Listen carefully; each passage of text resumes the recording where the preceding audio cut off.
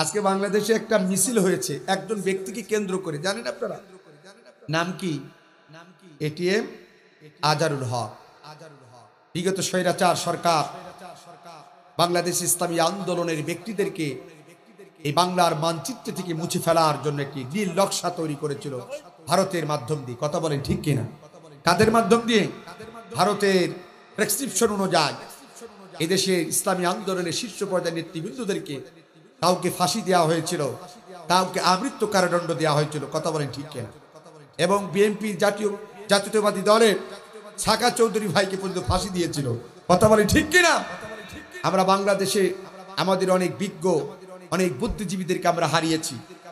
আমাদের একজন ব্যক্তি প্রাণপুর বেঁচে আছে, নাম হলো এটিএম আজহারুল ইসলাম। ঠিক কিনা বলেন? আমরা চাই আমার এই ভাইটাকে, যেহেতু ফ্যাসিস্ট সরকার অবৈধ ট্রাইব্যুনাল গঠন করে, মানবতা বিরোধী অপরাধ ট্রাইব্যুনাল গঠন করে বাংলাদেশের আলেম ওলামা ইসলামী ব্যক্তিত্ব মানুষগুলোকে ফাঁসির কাস্টে ঝুলিয়েছে, কাউকে আমৃত্যু কারাদণ্ড দিয়েছে। এখন সেই ফ্যাসিস্ট সরকারের পতন হয়েছে। আমরা চাই মিথ্যা অবৈধ মামলা দিয়ে যাদেরকে বন্দী করে রেখেছিল এই বন্দিশালা ব্যক্তিদেরকে মুক্ত করে দেওয়া হোক। কথা বলেন ঠিক কিনা? আমরা চাই বাংলাদেশের জামাত ইসলামীর শীর্ষ একজন নেতা, বিএনপির অনেক নেতাদের মিথ্যা মামলা দিয়েছে, এই যে যত মামলা আছে, আরো যত বিরোধী মতের দলের নামে যত মামলা ফ্যাসিস্ট সরকার তৈরি করে গেছে, সব মামলাগুলো তুলে নেওয়া হোক। কথা বলেন ঠিক কিনা? এবং তাদেরকে উন্মুক্তভাবে মুক্ত করে দেওয়া হোক। ঠিক কিনা বলেন? আমাদের এটিএম আজহারুল হক ভাই সহ সকল রাজনৈতিক যারা মিথ্যা মামলার বেড়াজালে বন্দী হয়েছিল সকলকে মুক্ত করে দেওয়া হোক, এটা আমাদের প্রাণের দাবি। যদি অন্তর্বর্তী সরকার এদেশের মানুষের ভাষা বুঝতে যদি তাদের ভুল করে, আমি মনে করি ওই স্বৈরাচারের মতন পতন হবে তাদেরও। ঠিক তবে ঠিক পথে মোটিবে বিলম্বে আমি চাই আমাদের প্রাণপুরুষ ইসলামী ব্যক্তিত্ব মানুষ এটিএম আজহারুল ভাই সহ সকল রাজবন্দীদেরকে, মিথ্যা মামলাকারীদেরকে মুক্ত করে দিয়ে জাতির কাছে আবার তাদেরকে উন্মুক্তভাবে ফিরিয়ে দেওয়া হোক। কথা বলেন ঠিক তবে ঠিক। কয়েকদিন পরেই আসছে আমাদের মাহে রমাদান। কি মাস? এখন আরবিতে কি মাস চলছে বলতে পারবেন কেউ? শাবান মাস। এই মাসের আগের মাস কি মাস ছিল? রজব মাস। নবীজি যখন রজবে চাঁদ উঠতেন তিনি একটা দোয়া পড়তেন, তিনি বলতেন আল্লাহুম্মা বারিক লানা ফি রজবা ওয়া শাবান ওয়া বাল্লিগনা রমাদান। আমাদের সামনে সেই মাহে রমাদান আসছে, দীর্ঘ একটি মাস সিয়াম সাধনার মধ্য দিয়ে আমাদেরকে অতিবাহিত করতে হবে। রাজি আছেন ইনশাআল্লাহ? ইয়া আইয়ুহাল্লাযীনা আমানু কুতিবা আলাইকুমুস সিয়াম কামা কুতিবা আলাল্লাযীনা মিন ক্বাবলিকুম লাআল্লাকুম তাত্তাকুন। ওহে ঈমানদারেরা, আমি আল্লাহ তোমাদের জন্য মাহে রমাদানের রোজা ফরজ করেছি যেমনটি তোমাদের পূর্বপুরুষদের উপরে করেছিলাম, যাতে করে এই রমাদানের মধ্য দিয়ে তোমরা ক্ষুধাভীতি তাকুয়া অর্জন করে আল্লাহ ওয়ালা হতে পারো। সুবহানাল্লাহ বলবেন না? খালি সেই রমজানের রোজা রাখতে রাজি আছেন ইনশাআল্লাহ? আল্লাহ কবুল করুক। আবার একটা সময় ছিল এরকম, অনেকে যেতে চাইতো কিন্তু অনেকে যেতে দেওয়া হতো না। অনেকেই মাহফিল শুনতে চাইতো, কিন্তু অনেক সময় দেখা যায় মাহফিল গুলোকে 144 আইন জারি করে বন্ধ করার ষড়যন্ত্র করত। কথা বলে ঠিক কিনা? একটা সময় আমাদের বুকের মধ্যে রক্তের খরচতা বয়ে যেত, তবু যেন আমরা কাউকে কিছু বলতে পারি না। কিন্তু পাঞ্জেরি রাত পোহাবার কত দেরি, এই জাতি আর কতকাল ঘুমিয়ে থাকবে? তাই তো সেই ঘুমন্ত জাতিকে জাগ্রত করার জন্য ওই যে রংপুরের আবু সাঈদ, ঢাকার বুদ্ধর মতন তরুণেরা, তারা ওই কবির কবিতা অনুযায়ী জাগ্রত হয়ে বলেছিল, আমরা যদি না জাগি মা কেমনে সকাল হবে, তোমার ছেলেই উঠলে মাগো রাত পোহাবে তবে।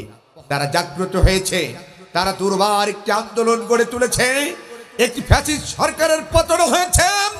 এটা তিনি শ্রেষ্ঠ সন্তানদেরকে উন্মুক্তভাবে কথা বলার অধিকার ফিরিয়ে দিয়েছে। কথা বলে ঠিক কিনা?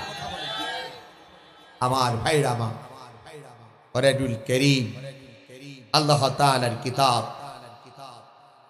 সেই কিতাবের আলোচনা শুনতে দেওয়া হবে, শুনতে দিতে হবে, শোনার পরিবেশ তৈরি করে দিতে হবে। কোন রকম বাধা দেওয়া, ষড়যন্ত্র করা, মুনাফিকি করা যাবে না। ঠিক কিনা বলেন? কিন্তু আমাদের দেশে আছে না নাই? ভাইরা আমার, যে দেশে 90% মুসলমান, যে দেশে মসজিদে মিনার থেকে আজানের ধ্বনির মধ্য দিয়ে এই জাতির সকালে ঘুম ভাঙে, যে দেশে মসজিদে মুয়াজ্জিন আজানের ধ্বনির মধ্য দিয়ে এ জাতি সারা নামাজ পড়ে রাতের বেলায় ঘুমাতে যায়। যে দেশের চরণ ভূমিতে শুয়ে আছে শাহজালাল, যে দেশের চরণ ভূমিতে শুয়ে আছে খানজাহান, যে দেশের চরণ ভূমিতে শুয়ে আছে হাজী শরীয়তুল্লাহ, যে দেশে 3.5 লক্ষ শহীদ রয়েছেন, হাজার হাজার আমদাত রয়েছেন, হাজার হাজার উলামা হত্যা রয়েছে, সে দেশে আল্লাহর কোরআনের মাহফিল বন্ধ করা হবে, 144 আইন জারি করা হবে। এ জাতি সেটা মেনে নিতে পারে না। কথা বলেন ঠিক কিনা? কিন্তু আজ আমরা একটা সময় এগুলো মেনে নিতেও হয়েছে। কথা বলেন ঠিক? যারা এই বাড়াবাড়ি করতো তারা কোথায়? বলেন কোথায়? একটা কথা মনে রাখবেন, আল্লাহ ছাড় দেয় কিন্তু ছেড়ে দেয় না। বলেন আল্লাহ কি দেয়? বলেন ছাড় দেয় কিন্তু ছেড়ে দেয় না। যুগে যুগে ইতিহাস দেখবেন, যারা পৃথিবীতে মানুষের প্রতি জুলুম করেছে, নির্যাতন করেছে, নিপীড়ন করেছে, স্বৈরতন্ত্র মনোভাব নিয়ে চলেছে, এই পৃথিবীতে কোন রাজা বাদশাহ তারা সম্মানের সাথে তারা এই জাতির কাছ থেকে বিদায় নিতে পারে নাই। হয় তারা অপমানিত হয়েছে, লাঞ্ছিত হয়েছে, নাই তাকে দুনিয়ার থেকে চিরতরে খতম হতে হয়েছে। কথা বলেন ঠিক? এই জন্য সাবধান, আমরা আর এই স্বৈরতন্ত্র মনোভাব নিয়ে আল্লাহর কোরআন, এটা তো কোনো দলের দলীয় গ্রন্থ নয়। আচ্ছা, এটা কি কোনো দলের দলীয় গ্রন্থ? এটা বাংলাদেশে তবলিগ জামাত বলেন, চরমনা বলেন, আটরশি বলেন, দেওয়ানবাগি বলেন, জাসদ বলেন, বাসদ বলেন, কমিউনিস্ট বলেন, বাংলাদেশ জামাত ইসলামী বলেন, জাতীয়তাবাদী দল বলেন, এরপর আওয়ামী লীগ বলেন, কোন দলের কি নির্দিষ্ট কিতাব? কোরআনটা কার?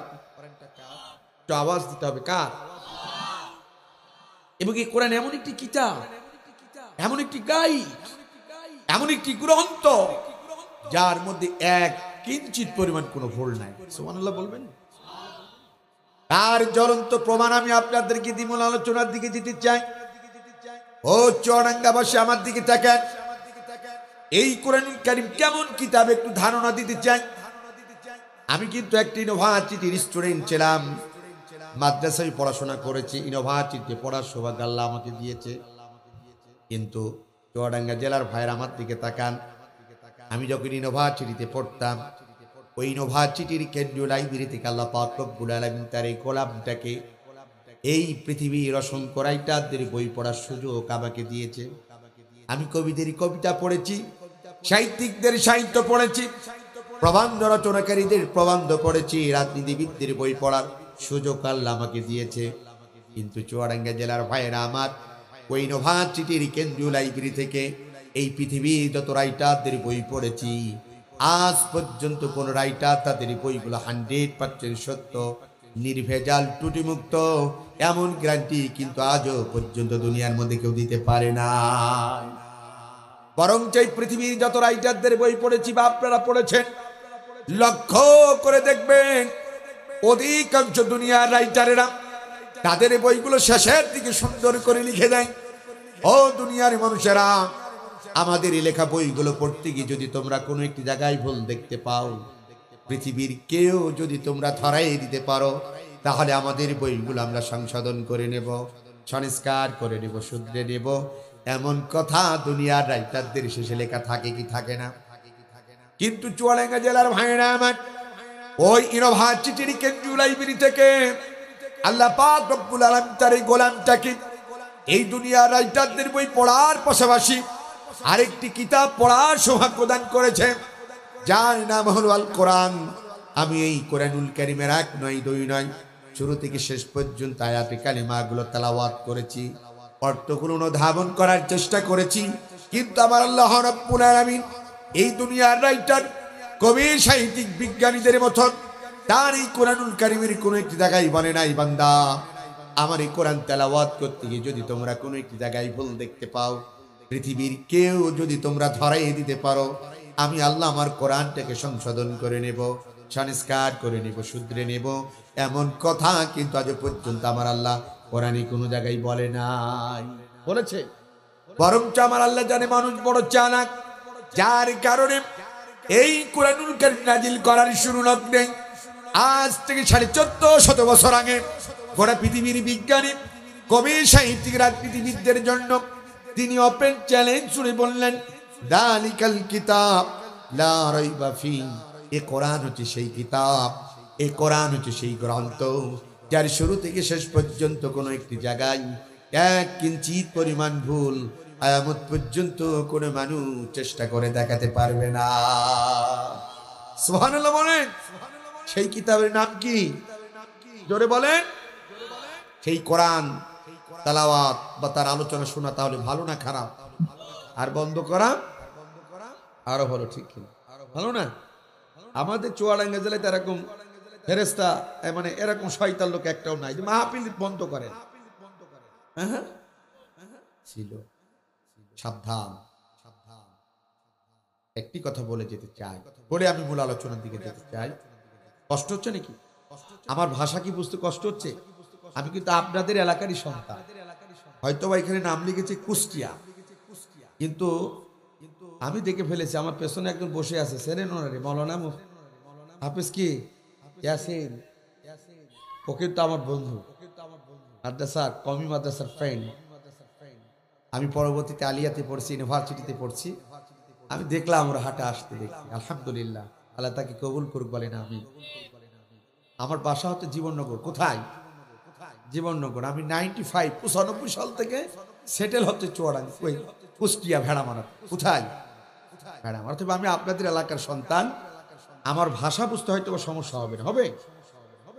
অত্যন্ত টায়ার্ড এবং ক্লান্ত অবস্থায় আছি। গতকালকে মাহফিল করছি সিলেটের মৌলভীবাজার, সেই রাজনগর থানা। প্রোগ্রাম করে সারা রাত সারা দিন রাস্তার কাজ হচ্ছে সিলেটের, যার করে 7 ঘন্টা জ্যামে পড়ছিলাম। কয় ঘন্টা? অনেক ক্লান্ত শ্রান্ত অবস্থায় আছে। তবু আমি মনে হয় ভাঙ্গা কণ্ঠটি কথা বলতেছি, তাও হয়তোবা আপনাদের বুঝতে সমস্যা না হওয়ারই কথা। কি শেষ পর্যন্ত থাকতে রাজি আছেন তো ইনশাআল্লাহ? একটু শোনেন, ভালো লাগবে ইনশাআল্লাহ। আসলে তাহলে কোরআনুল কারীম আল্লাহ তাআলার কিতাব, এটিতে কোনো সন্দেহ নাই। এটা শুনবেন, শোনার পরিবেশ তৈরি করুন। ইতিহাসের পাতার দিকে একটু চোখ বোলান, একটু জাস্ট আপনাদের চোখ বোলানোর জন্য নিয়ে যাচ্ছি। দেখেন, নবী করিম সাল্লাল্লাহু আলাইহি সাল্লাম অসভ্য জাতিকে সভ্য বানানোর জন্য তিনি অস্ত্রবাজি করে নাই, বোমাবাজি করে নাই, চরিত্রের মাধুর্যতা দিয়ে কোরআনের এই বাণী শুনিয়ে শুনে পথহারা মানুষগুলোকে ইসলামের সুশীতল পতাকা তলে আনতেন। ঠিক কিনা বলেন? ঠিক। নবী করিম সাল্লাল্লাহু আলাইহি সাল্লাম এই কোরআনের কথাগুলো যখন লোকদেরকে শোনাতে চাইতেন, ওই জামানায় একটা ছেলে ছিল, তার নাম ছিল ওলীদ ইবনে মুগীরা। কি নাম বললাম? কথাটা মনে রাখবেন। কি নাম বললাম? ওলীদ ইবনে মুগীরা। এই ছেলেটি নবীজি যেখানেই কোরআনের কথা বলতে চাইতেন, লোকদেরকে বলতো, খবরদার, মুহাম্মদের কথা শুনবা না, ওটা পাগল। নাউজুবিল্লাহ বলবেন না? আল্লাহ নবীকে পাগল বলতেন, লোকদেরকে ভয় দেখাতেন, ভীতসস্ত করতেন। খবরদার, মুহাম্মদ সাল্লাল্লাহু আলাইহি সাল্লামের কোনো কথা তোমরা শুনবা না। আল্লাহ নবীকে যখন এই কথা বলতেন, নবীজি একজন মনটা খারাপ হয়ে গেল। কি হলো বলেন? আল্লাহ নবীর মন খারাপ হয়ে গেল। আল্লাহ পাক রব্বুল আলামিন ওহী নাজিল করলেন। কি নাজিল করলেন?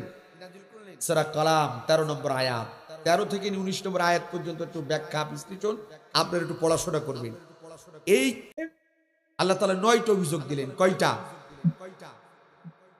ওলীদ ইবনে মুগীরা ছিল কাযেব, তিনি ছিলেন মিথ্যাবাদী, আমানতের খেয়ানতকারী, তিনি ছিলেন লানত প্রাপ্ত, তিনি ছিলেন চকলখোর, তিনি ছিলেন গীবতকারী, তিনি ছিলেন 9 নম্বর অভিযোগটা ছিল সে তার পিতামাতার বৈধ সন্তান। আল্লাহ আয়াত নাযিল করে বলেছিলেন, কুতুল্লিম বা'দা যালিকা জানিব। জানিব শব্দের অর্থ হলো যার মা ঠিক থাকে, বাপ ঠিক থাকে না। ওই মায়ের গর্ভে যে সন্তানটা হয়, ওটাকে আমাদের চুয়াডাঙ্গা জেলার বাংলা ভাষা হলো জারজ সন্তান। কথা বলেন ঠিক কিনা? কি সন্তান? তাদেরকে কি সন্তান বলা হয়? জারজ সন্তান বলা হয়। আল্লাহ রাব্বুল আলামিন আয়াত নাযিল করে নবীজিকে জানা দিলেন। নবীজির সামনেই বসা ছিল ওলীদ ইবনে মুগীরা। তিনি এই কথাটা শুনে মনটা খারাপ হয়ে গেল। ওলীদ ইবনে মুগীরা সম্পর্কে কয়টা কথা বলেছেন আল্লাহ? 9টা। কয়টা? ওলীদ ইবনে মুগীরা 9টা অভিযোগের মধ্যে 8টা অভিযোগ তিনি স্বেচ্ছায় মাথা পেতে নিলেন, কিন্তু একটা অভিযোগ তিনি মেনে নিতে পারলেন না। সেটা হলো তিনি তিনার পিতামাতার বৈধ সন্তান নয়, এটা তিনি মেনে নিতে পারলেন না। ও চুয়াডাঙ্গা জেলার ভাইয়েরা, বলেন তো, সন্তান বৈধ কি অবৈধ এটার গ্যারান্টি দিতে পারে একমাত্র কে? আওয়াজ দি বলেন। একমাত্র মা বলতে পারে সন্তানটা কার। ওয়ালিদ ইবনে মুগিরা কোনো কথা নাই, রাসূলের দরবার থেকে লাঙ্গা তরবারি নিয়ে সোজা চলে গেলেন বাড়িতে। বাড়ির মধ্যে গিয়ে চিৎকার করে আওয়াজ বলে, মা তুমি কি বাড়িতে আছো? সন্তানের কর্কশ কণ্ঠ শুনে তড়িঘড়ি করে ওয়ালিদ ইবনে মুগিরার মা ঘর থেকে বের হয়ে আসলেন। ডাক দিয়ে বলে, বাবা এত চিৎকার করো কেন, কি হয়েছে তোমার? কোনো কথা নাই। লাঙ্গা তরবারিটা বের করে মায়ের গদ্দানের কাছে গিয়ে ধরলেন। আর ডাক দিয়ে বলছে, মা এই মুহূর্তে তোমাকে একটা প্রশ্ন করব, যদি সত্য বলো তোমাকে ছেড়ে দেব, আজ যদি মিথ্যার আশ্রয় নাও এই তরবারি দিয়ে তোমার কাল্লা কেটে এখনই দ্বিখণ্ডিত করে দেব। ওয়ালিদ ইবনে মুগিরা এই কথা বলার সাথে সাথে তার মা ডাক দিয়ে বলতে, বাবা কি বলতে চাও বলো, আমি সত্যটাই বলতে চাই। ওয়ালিদ ইবনে মুগিরা ডাক দিয়ে বলে, মা এই মক্কায় একটা ছেলে আছে যার নাম হলো মুহাম্মদ, বলেন সাল্লাল্লাহু আলাইহি ওয়াসাল্লাম। ও গো মা, এই মুহাম্মদ নাম ছেলেটা যখন কোরআন পড়তো, কোরআন তেলাওয়াত করতো, মানুষদেরকে কোরআন শোনাতে চাইতো, আমি লোকদেরকে বলতাম খবরদার মুহাম্মদের কথা শুনবা না। আমি মানুষদেরকে ভয় দেখাতাম, ভীতসস্ত করতাম। শুধু তাই নয় মা, মুহাম্মদ যখন কোরআন থেকে কথা বলতে চাইতো, মানুষদেরকে বলতো একটা পাগল, ওই পাগলের কথা কেউ শুনবা না। ওগো মা, যার কারণে ওই মুহাম্মদের আল্লাহ আমার প্রতি গুসা হয়ে 9টি অভিযোগ দিয়েছে মা। আমি 9টি অভিযোগের মধ্যে 8টি অভিযোগ স্বেচ্ছায় মাথা পেতে নিয়েছি, কিন্তু একটা অভিযোগ আমি মেনে নিতে পারি নাই। সেটা হলো মা, আমি নাকি আমার পিতা মাতার বৈধ সন্তান নয়, এটা আমি মেনে নিতে পারি না। তাই সত্যটা জাস্টিফাই করার জন্য তোমার কাছে এসেছি। সত্য করে বলো আসলে কথা সত্য না মিথ্যা? ওয়ালিদ ইবনে মুগিরার মা ডাক দিয়ে বলছে, বাবা এই মুহাম্মদ নামক ছেলেটাকে ছোটবেলা থেকে চিনি। এই ছেলেটি নবুয়তের আগে মক্কার মানুষের কাছে জনপ্রিয়তা অর্জন করেছে। এই মক্কার কাফেররা তাকে আলামিন বলে ডাকতো, সাদিক বলে ডাকতো, আমানতদার বলে ডাকতো। জীবনে কখনো মিথ্যা কথা বলে নাই, কাউকে মিথ্যা প্রতিশ্রুতি দেয় নাই। তুমি যদি সেই মুহাম্মদের দরবার থেকে শুনে থাকো তুমি তোমার পিতামাতার বৈধ সন্তান নয়, তাহলে মনে রাখবা এই কথার মধ্যে এক কিঞ্চিত পরিমাণ কোনো ভুল নাই। ওয়ালিদ ইবনে মুগিরা টাসকি খেয়ে গেলেন। বলেন, মা বলো কি? বলে, হ্যাঁ। বলছে, তোর বাবার নাম ছিল ওয়ালিদ, তোর বাবার নাম ছিল মুগিরা। কি নাম বললাম? মুগিরা।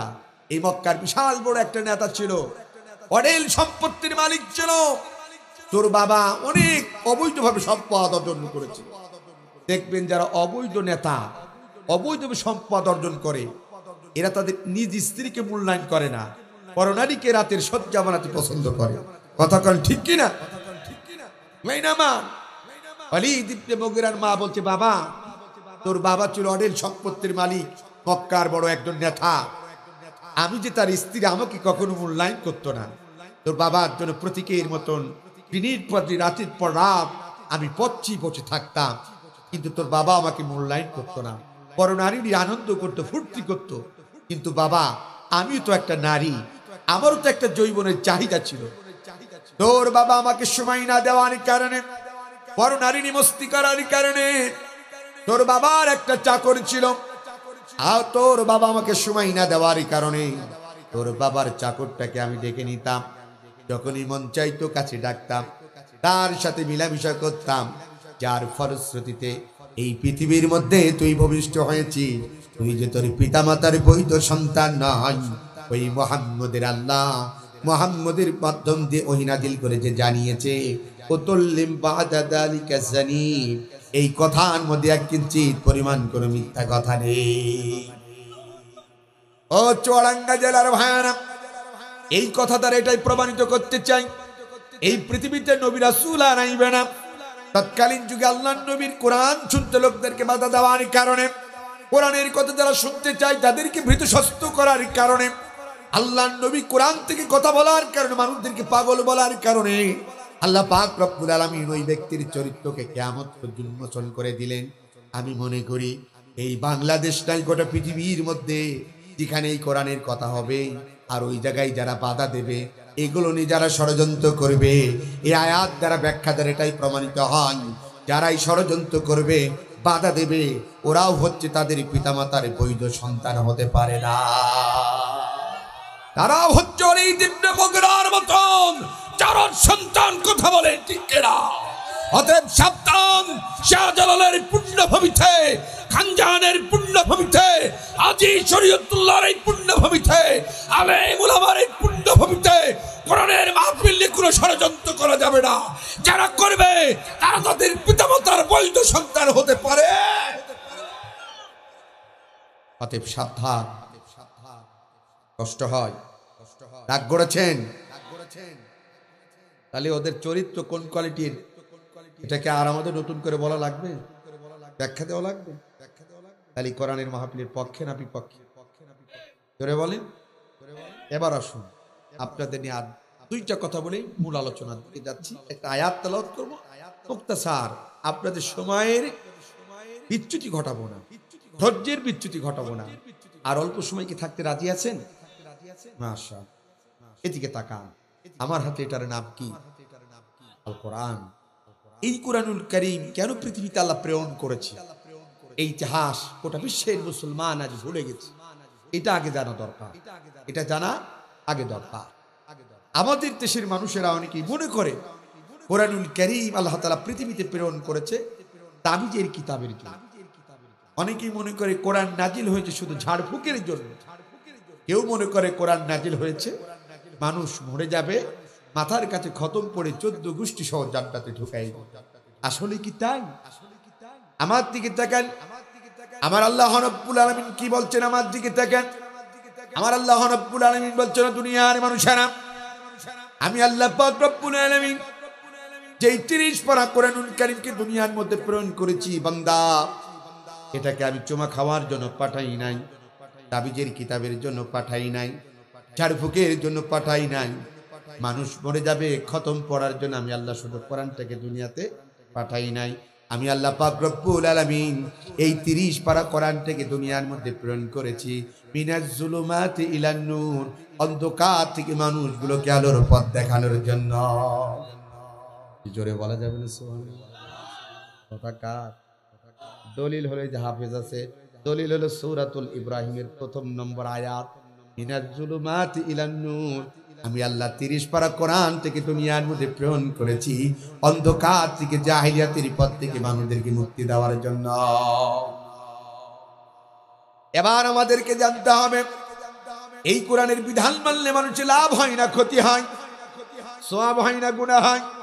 আমার আল্লাহ কি বলে দেখেন, আমার আল্লাহ বলতে দুনিয়ার মানুষেরা, আমি আল্লাহ পাক রব্বুল আলামিন যেই 30 পারা কোরআনুল কারীমকে দুনিয়ার মধ্যে প্রেরণ করেছি বান্দা, আমার এই কোরআনের বিধান যদি তোমরা ব্যক্তিগত জীবনে, পারিবারিক জীবনে, সামাজিক জীবনে, রাজনৈতিক জীবনে, আন্তর্জাতিক পরিমণ্ডলে আমার এই কোরআনের বিধান যদি তোমরা মেনে নাও, তোমাদের লাভ কি হবে তোমরা শুনে যাও। আল্লাহ তাআলা লাভের কথাটা বললেন সূরাতুল বাকারার 38 নম্বর আয়াতের মধ্যে। কোন সূরা? সূরাতুল বাকারার 38 নম্বর আয়াত, দলিল নিয়ে যান। আল্লাহ বলছেন, ফামান তাবিয়া হুদায়া ফালা খাউফুন আলাইহিম ওয়ালা হুম ইয়াহজানুন। আল্লাহু আকবার। আল্লাহ রাব্বুল আলামিন দুনিয়ার মানুষেরা, আমি আল্লাহ পাক রব্বুল আলামিন যেই 30 পারা কোরআনুল কারীমকে দুনিয়ার মধ্যে প্রেরণ করেছি বান্দা, আমার এই কোরআনের বিধান যদি তোমরা মেনে নাও, আমি আল্লাহ তাআলা তোমাদেরকে নিশ্চয়তা দিলাম এই দুনিয়ার মধ্যে তোমাদের কোনো টেনশন থাকবে না, চিন্তা থাকবে না, তোমরা চিন্তা মুক্ত, টেনশন মুক্ত সমাজের মধ্যে তোমরা বাস করবা। কথা কার? আল্লাহ। কার বিধান মানলে চিন্তা মুক্ত থাকা যায়, টেনশন মুক্ত থাকা যায়? কার বিধান? কিন্তু আমরা মানি কার?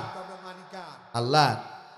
এখন তো আমরা শান্তি খুঁজি কেউ অ্যারিস্টটলের মতাদর্শে, কেউ শান্তি খুঁজি লেনিনের আদর্শে, কেউ শান্তি খুঁজি প্লেটোর মতাদর্শে, কেউ শান্তি খুঁজি কার্ল মার্ক্সের মতাদর্শে, কেউ শান্তি খুঁজি কারোর বাবার আদর্শে, কেউ শান্তি খুঁজি কারোর স্বামীর আদর্শে, কেউ শান্তি খুঁজি করে মানুষের তৈরি করা আইনের মধ্যে, কেউ শান্তি খুঁজি কারোর চেতনার মধ্যে। কথা বলেন ঠিক কিনা?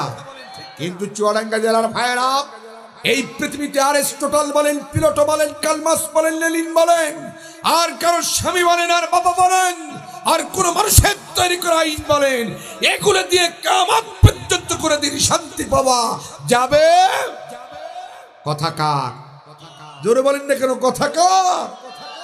দলিল হলো সূরাতুল বাকারার 38 নম্বর আয়াত।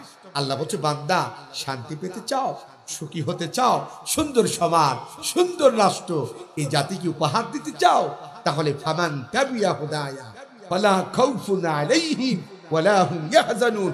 বান্দা, তাহলে আমি যে কোরআন নাজিল করেছি সেই কোরআনের বিধান তোমরা মেনে থাকা। এই জন্য এদেশের ইসলামপন্থী মানুষের একটা স্লোগান দেয়, দেখেন তো আপনারা কোনোদিন শুনেছেন কিনা? তিনারা বলেন সব সমস্যার সমাধান। শুনেছেন কোনোদিন? এই স্লোগান শুনবেন কোনতে? 17.5 বছর ওই স্লোগান শুনেছেন। কিছু অবৈধ হাটঘাট মারিং করার টাকা পয়সা ইনকাম করেছে, আগামী দিনে নেতা নির্বাচন করবে। কত শোন, 1000 টাকার নোট দিলাম, 2 লিটার তেল দিলাম, 1 প্যাকেট বিরিয়ানি, ওই আমার নাম করে ওই যে চুয়াডাঙ্গার মনে করেন ভোজন বিলাস নাম করা হোটেল ছিল এক সময়, ওখানে কি টিকিট দেখালে একটা বিরিয়ানি পেয়ে যাবে, ঠিক না? নেতা নির্বাচন করবে, কর্মী বাহিনী 2 লিটার তেল আর একটা বিরিয়ানির টোকেন আর 1000 টাকার নোট নিয়ে চলে গেল। গিয়ে এবার এদিকে তাকান, গিয়ে এবার চুয়াডাঙ্গা সারা চুয়াডাঙ্গা মিছিল করছে, অমুক ভাইয়ের চরিত্র ফুলের মতন পবিত্র, দেখা যায় নামাজ পড়ে না একক, তো গাঁজা খায় সাথে। কথা কয় না, আছে না নাই? 17.5 বছর এই ভং ভাং স্লোগান ছিল, ঠিক না? ঠিক। আর নাই নেতা নমিনেশন পাই নাই, কিছু টাকা আছে, পেশি শক্তি আছে, কর্মীদের মধ্যে শোন 1000 টাকার নোট, কালকে দিয়েছি খাসি বিরিয়ানি দিয়েছি, পোল্ট্রি মুরগি মনে করেন এত সোনালি মুরগি, আজকে 2 খান খাসি পাবি, আর 1000 টাকার নোট গতকালকে দিয়েছি 2 লিটার, আজ 5 লিটার তেল দিলাম। কালকে মিছিল করবি, কি মিছিল? জালো জালো আগুন জালো, অমুক জুনার গদিতে আগুন জ্বালাবে। এই ভুংভাং স্লোগান চলেছে। ভালো স্লোগান তো শেখেন, শিখেছেন, এখন একটু মুখস্থ করেন, সব সমস্যার সমাধান। রাগ করেছেন আপনারা? মুসলিম জাতির constitution, Islam is the complete code of life. ইসলাম একটি পূর্ণাঙ্গ জীবন ব্যবস্থার নাম। ইন্না দীনা ইনদাল্লাহিল ইসলাম।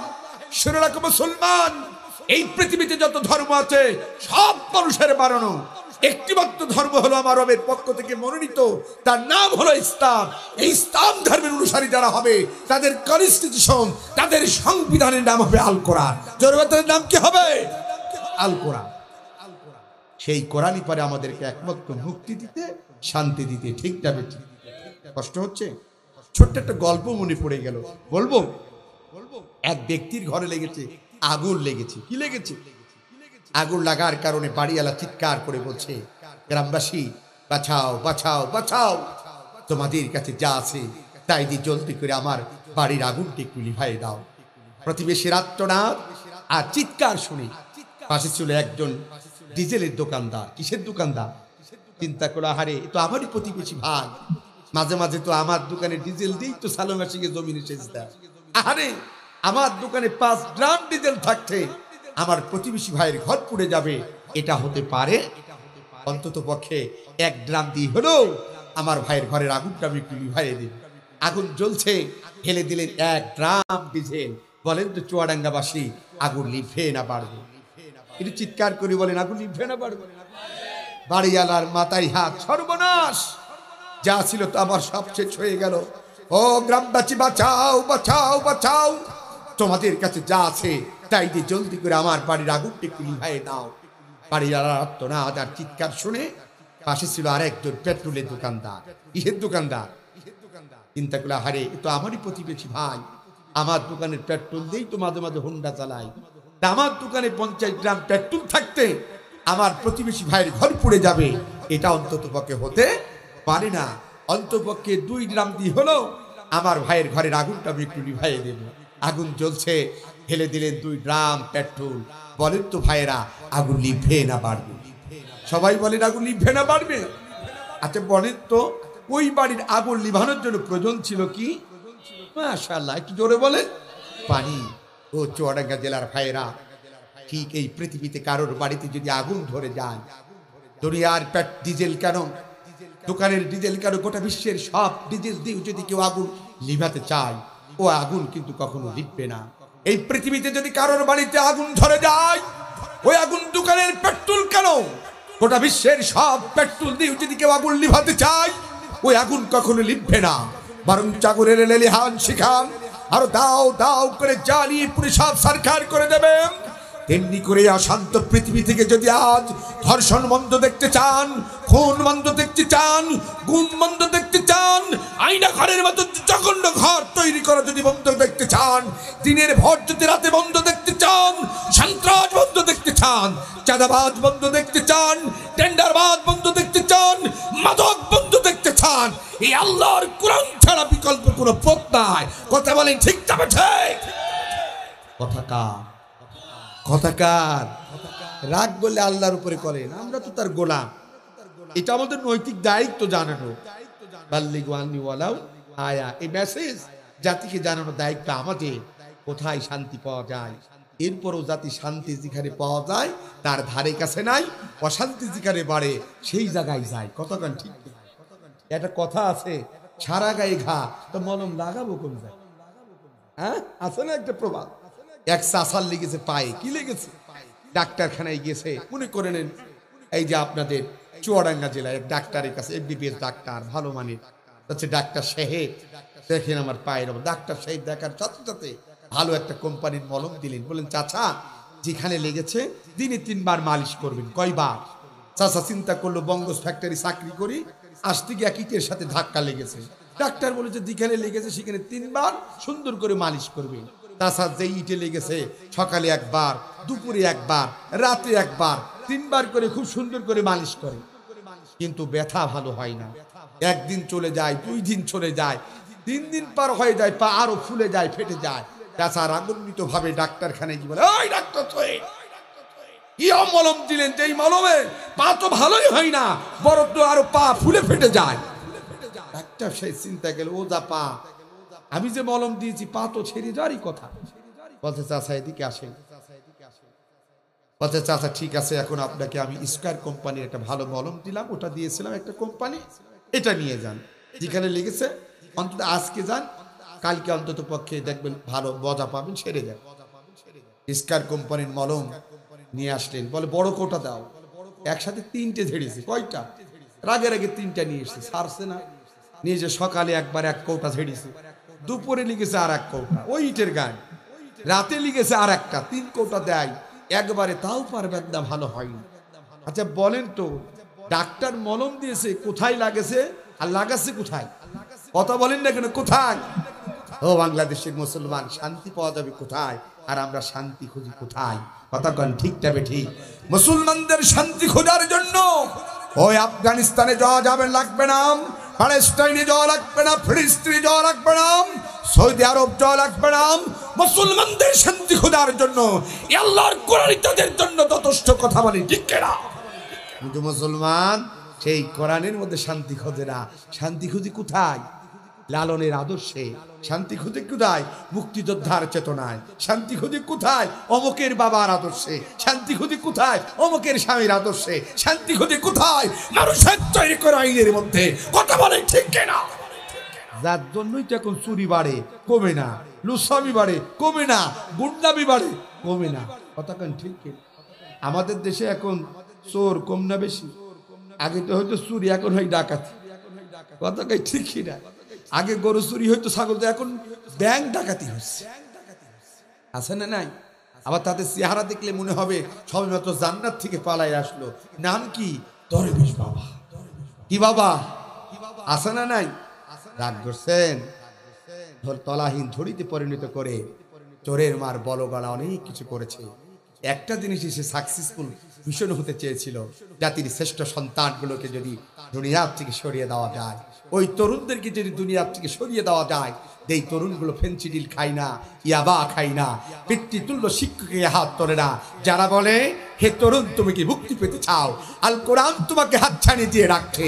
হে তরুণ তুমি কি মুক্তি পেতে চাও, এটা কোরআনের পক্ষে, এটা ইসলামের সুচিতাল পতাকা তলে। এদেরকে যদি পঙ্গু করা যায়, হাত কেটে দেওয়া যায়, পা কেটে দেওয়া যায়, রিমান্ডের নামে যদি মেধা শূন্য করা যায়, আমরা হয়তো বা দেশ থেকে আরো যত কিছু লুটপাট আছে এগুলো খালো করে খেতে পারবো। কিন্তু সেই মিশন তাদের সাকসেসফুল। কথা বলেন না কেন? তাই না? ওই যে আল্লাহ বলেছে আমি ছাড় দিই মগার, কথা কন না কেন, মগার ছেড়ে দেয়। কষ্ট হয়েছে? এবার আসুন মূল আলোচনার দিকে যাচ্ছি। আর অল্প সময় থাকতে রাজি আছেন? তাহলে আলোচনা শুরুতে 3টা কথা বলেছি, একটু এদিকে স্মৃতিতে নিয়ে আসেন। কিছু মানুষ উঠবে, 2-1 জন দেখবেন, তার মানে দেখবেন বাদ কাহ চাহে করবি লাগে। সত্য কথা যখন বলবো অনেক মানুষ আছে দেখবেন এটা মেনে নিতে পারবে না। তারা কারা? যারা যে চুরি করার অভ্যাস, সন্ত্রাসী করার অভ্যাস, চাঁদাবাজি করার অভ্যাস, সুদ খাওয়ার অভ্যাস, ঘুষ খাওয়ার অভ্যাস, মারিং কাটিংয়ের অভ্যাস। এই কথা যখন বলবো 2-4 জন উঠে যাবে, তাতে কোনো যায় আসে আছে? আমাদের চুয়াডাঙ্গা জেলায় ধান নিড়ানি দিলে পরে আরো ধান ভালো হয়, ঠিক কিনা? মানে আগাছা দূর করলে ফসল কি হয়? অতএব আগাছা মুক্ত যদি কোনো জমিনে ভালো ফসল পেতে হয় তাহলে আগাছা দূর করা দরকার। আমার এই মাহফিলে যদি আগাছা মার্কা নামক কেউ থাকে চলে গেলে আমাদের জন্য আরো ভালো। তার কারণ আমরা অল্প লোক নিয়ে হলেও বাম্পার ফলন দিতে চাই, ঠিকটা বেঠিক? কি মুক্ত চাই আমরা? আগাছা মুক্ত। জোরে বলেন কি মুক্ত? এখন দেখেন কোনটা ওঠে আর কোনটা বসে, আর উঠলেই বোঝা যাবে সেটা কোন কাতারে যাবে। না আধা ঘন্টা রাজি আছেন? আমি আপনাদের সন্তান, আমাকে ফেলে যাবেন? আমি কিন্তু এলাকায় দাওয়াত নেই না কয়েকটা কারণে। আমাদের এলাকায় গভীর রাত পর্যন্ত মাহফিল করে, অনেক রাত পর্যন্ত। এরপরে আমাদের দেশের আরো কিছু সমস্যা আছে, অনেক এলাকায় মাহফিলে যায়, ভালো লাগে, মেয়েদেরকে দেখা যায় না। আর আমাদের দেশের মাহফিল গুলো হলে মেলা বসে। কি বসে? মেলা। কোরআনের মাহফিলে মেলা বসে, মেয়েরাও বাজার করছে, ছেলেরাও বাজার করছে। তারপরে আগেই থেকে ফোন করে বলে দেয়, সারাদিন তো বেরোতে পারি না বন্ধু, তুই আমাকে মাহফিলে আসবি, আব্বা কোনো বাধা দেবে না। মেয়েও আসছে, ছেলেও আসছে, তার মানে করে অনেক আদান প্রদানও হয়, আসলে না? এগুলো বন্ধ হওয়া দরকার। মাহফিলে স্পষ্ট লিখে দেওয়া দরকার, কোনো মনোহারীর দোকান বসবে না, কোনো মেলা বসবে না, এগুলো বন্ধ হওয়া দরকার। কোরআনের মাহফিলে কোনো মনোহারীর দোকানে বসবে না। এটা বাজারের এখানে হাট বাজার বসার জন্য আসে নাই, এখানে মেলা দেওয়ার জন্য আসে নাই। কিন্তু আমাদের এলাকায় এই প্রথাটা দিন দিন হচ্ছে, কথা বলেন ঠিক কি? বন্ধ হওয়া দরকার আছে না? বাজার আলারা বলবেন এ কোন হুজুর আসলো, একটু বেচা কিনা করে খাবো, তাও সুযোগ দেয় না, আসেন না? কষ্ট হয়। এদিকে তাকান। এবার আজকের আলোচনা মহাগ্রন্থ আল কোরআনুল কারীম সূরা আয-যারিয়াত। কোন সূরা? মোবাইলে রেকর্ড করতে পারে, লিখে রাখতে পারেন। কোন সূরা বলেন? সূরা আয-যারিয়াতের 56 নম্বর আয়াত। কত নম্বর আয়াত? 56 নম্বর আয়াত। আয়াতটা হলো এদিকে তাকান, আয়াতটা হলো এই, আউযু বিল্লাহি মিনাশ শাইতানির রাজীম, বিসমিল্লাহির রহমানির রহিম, ওয়া মা খালাকতুল জিন্না ওয়াল ইনসা ইল্লা লিয়াবুদুন। সাদাকাল্লাহুল আযীম। মহাগ্রন্থ আল কোরআনুল কারীম সূরা আয-যারিয়াতের কত নম্বর আয়াত? একটু বলেন না কেন, কত নম্বর? 56 নম্বর আয়াত নিয়ে আলোচনা হবে। এখন কোরআনের তাফসীরের কাছে সরাসরি যাচ্ছি, শুনতে রাজি আছেন তো ইনশাআল্লাহ? বিতাড়িত মর্দু শয়তান থেকে পানাহা চেয়েছি কার কাছে? জোরে বলেন। আমার চাটা কিছু লাগবে না, শোনা। ইয়াং মানুষ চা একেবারে যখন গলা ওঠে না তখন খায়, দেওয়ার দরকার নেই। চা যখন খায় সবাই তা খায়, নিজেরও লজ্জা লাগে, ঠিক না? চা না খায় আমি পারতপক্ষে চেষ্টা করি, তবে একেবারে যখন গলা আর ওঠে না তখন একটু অনুমতি নিয়ে খায়। কষ্ট পান আপনারা? এদিকে তাকান ভাইরা আমার। খালি বিতাড়িত মর্দু শয়তান থেকে পানাহা চেয়েছি কার কাছে? আল্লাহ তাআলার কাছে। বিসমিল্লাহির রহমানির রহিম।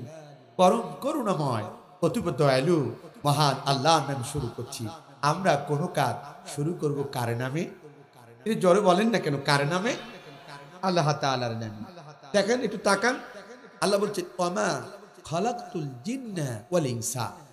আমি এই দুনিয়াতে, এদিকে তাকান, আমি এই দুনিয়াতে দুইটা জাতি, দুইটা সম্প্রদায়, দুইটা গোত্রকে সিলেক্টেড করেছি, নির্বাচিত করেছি, মনোনীত করেছি শুধুমাত্র, কেবলমাত্র, একমাত্র আমি রবের ইবাদত, আমি রবের বন্দিগি, আমি রবের পায়রবি করার জন্য।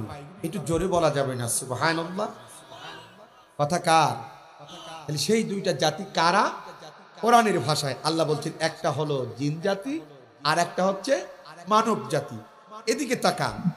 আপনারা এই আয়াতটা নিয়ে গবেষণা করেছেন কিনা জানি না, যেহেতু আমার সাবজেক্ট ছিল আল কোরআন এন্ড ইসলামিক স্টাডিজ, আমি ইউনিভার্সিটিতে এই সাবজেক্টের উপরে মাস্টার্স করছি। এদিকে তাকান,